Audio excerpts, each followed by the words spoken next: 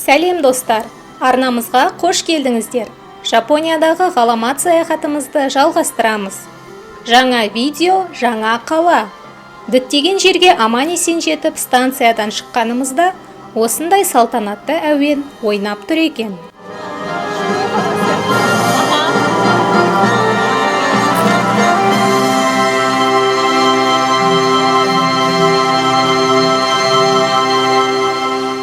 Достар, біз жаңа сіздерге айтқан болатынбыз, Шикокудан Хоншуға келе жатырмыз деп. Міне сол келдік. Хоншу аралы, негізгі Жапонияның негізгі аралы Хоншу, және Окаяма префектурасының Курашики қаласындамыз. Қазір ғана жеттік. Енді жататын жерге орналасайын деп жатырмыз.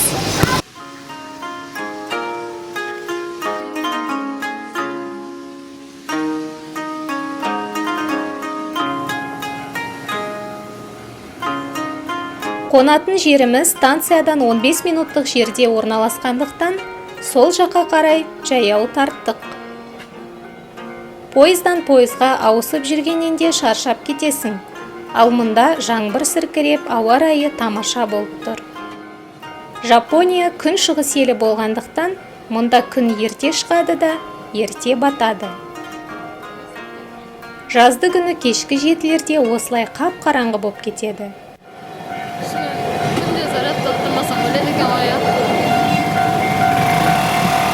Bir батарейкасы толық бір күнге жетеді. Екеуі батарейкасы.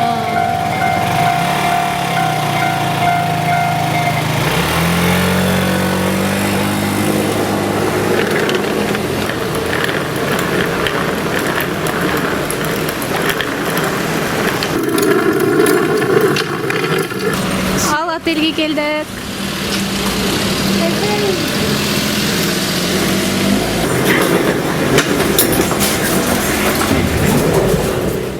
Қонақ үйде жақсылап демалып алып, келесі күні Курашики қаласын аралауға шықтық.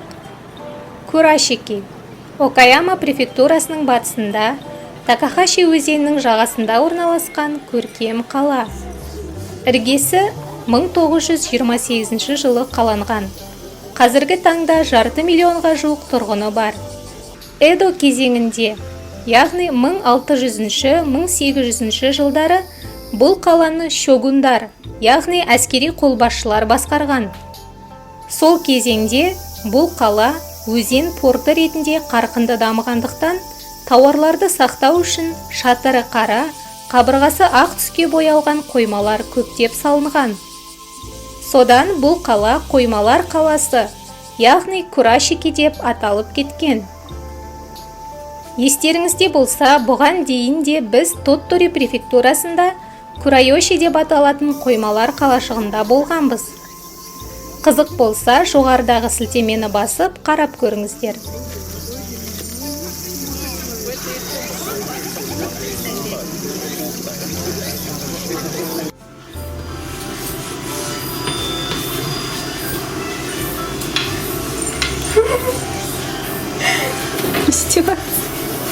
Мына жерге қалаған затын жазуға болады екен да? Қазақша жазып кеттім. Қазақстан алға деп.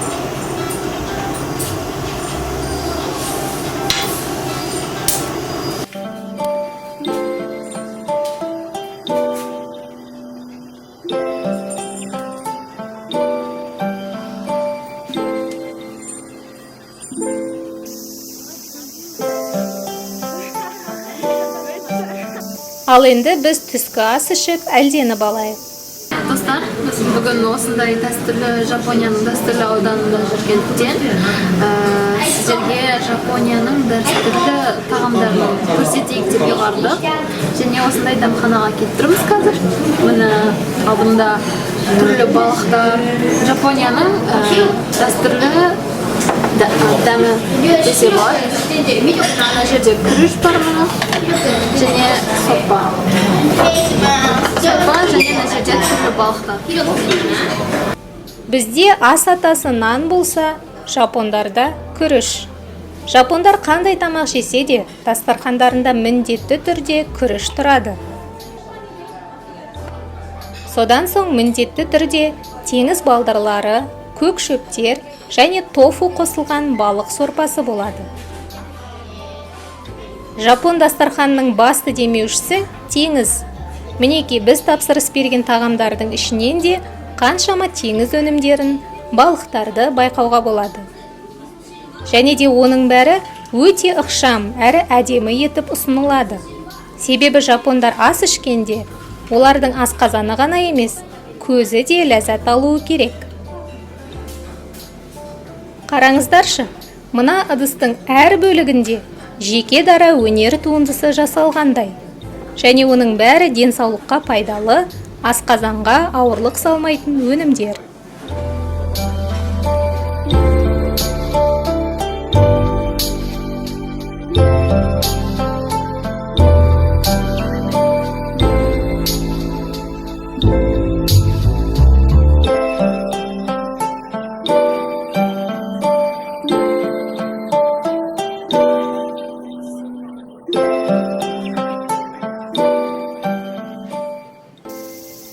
Кезіндегі қоймалар қазір мұражай, сауда дүкендері мен дәмханаларға айналған.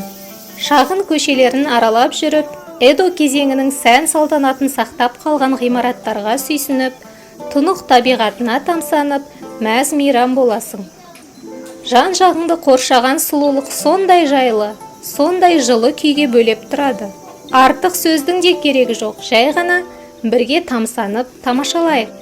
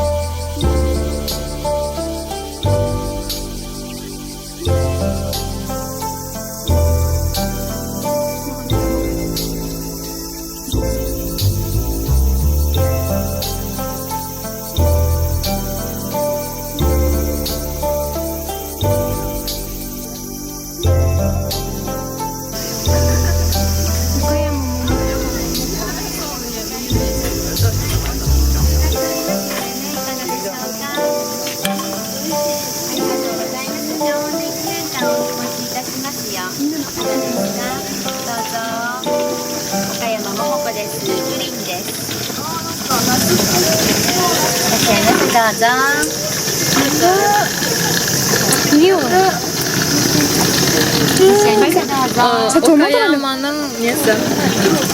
Персигі. Персик болғанда кәдімгі персик емес, ақ персик. Сорты басқан.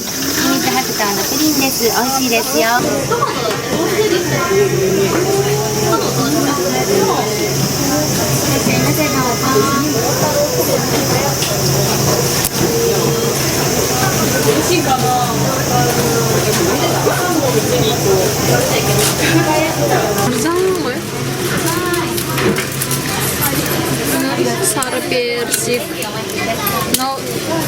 жүзім, мандарин, Шемшелектің несі десе райы. жаңағы түрлі жеміс жидектің жұмағы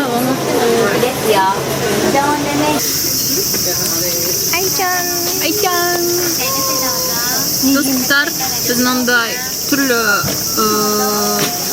персиктен жасаған прин сияқты нәрселер алдық. Мен сап тұрғаным прин. Ой, кешір.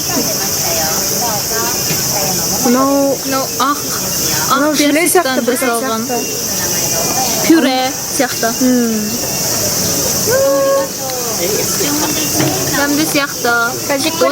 Осы Окаяма префектурасының жаңағы танымал дәмділерінің бірі болып саналады екен. Ya bu кәдімгі персик емес, бұл ақ персик, ақ Ya. персик. Ақ тәтті персик. Иә. Қаздәм көреміз. Тастан жасалатын нәрселер көп екен, иә? Иә. Ya, бәрі Өте дәмді, көп. бәрі қандай дәмді еді, түрлері. Қазір көреміз. Итадакимас. Итадакимас. Қазір дәмін көремін.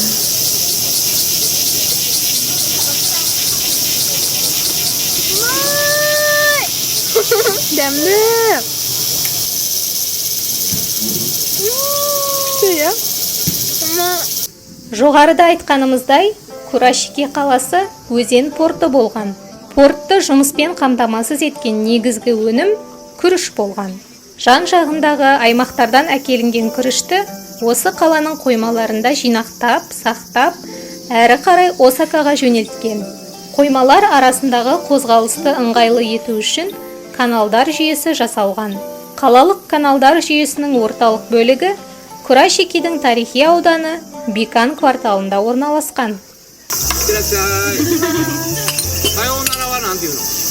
Сау бол.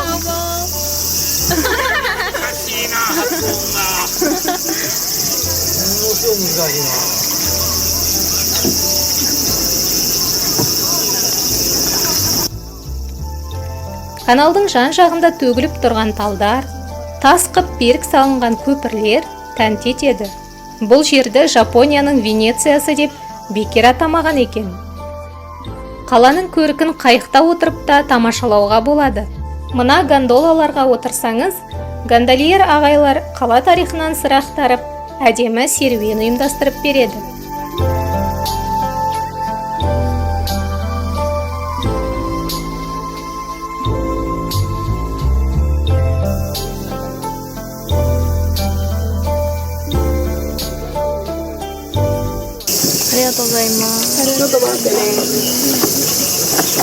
今日聞いたらもう次聞きやねんからよう出てるってカザフスタンから来てるカザフスタンで知らないの絶対日本人や思うたありがとうございました気をつけてね楽しい旅をねありがとう綺麗なところ。見るか? Біз тағы да персиктен жасалған смузи алып қойдық. Өзімізді ұстай алмай қалдық. Өте дәмді екен. Дәмді. Шынымен осы Окаяманы жаңағы түрлі жеміс жидектердің жұмағы парадайсы деп атайды. Сол рас сияқты, иә? Өте дәмді.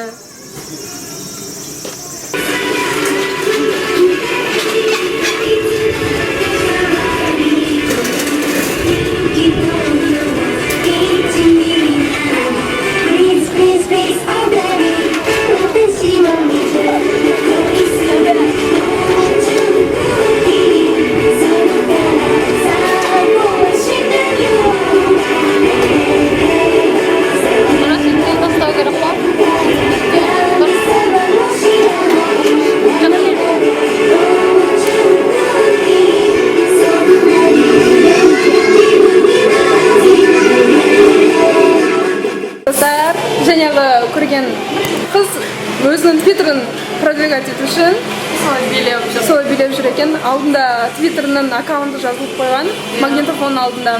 Егер де мені қызық адам деп санасаңыздар, сол жерде мені тауып алыңыздар деп жазыпты. Бір Қазақстанды ВКонтакте продвигать ету үшін сөйтіп билеп жүрген адамды көрмеппін. Қызық екен, иә. Жапонияда бәрі болады, иә. Иә, сонымен сені солай.